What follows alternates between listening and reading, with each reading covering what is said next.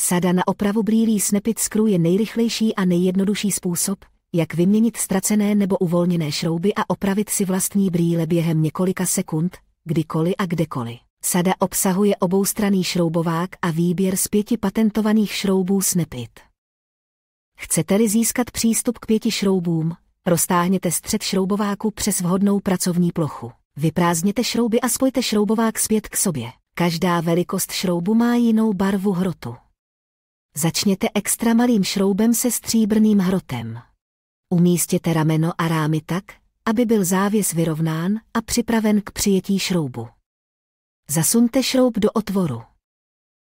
U běžného závěsu špička podavače šroubu jednoduše propadne přímo otvorem a je připravena k zašroubování. U odpruženého závěsu budou otvory mírně odsazeny. Nakloňte špičku podavače směrem k ramenu, abyste našli odsazený otvor, a poté přišroubujte jej na místo. Pokud je odpor velmi malý, opakujte postup s další velikostí šroubu, abyste našli šroub s nejlepším uchycením.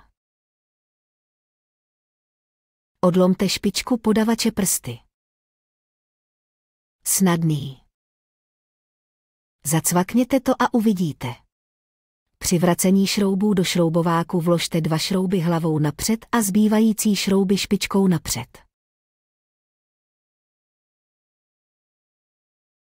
Snap-it Screw, pust to, přišroubuj to, zaklapni to.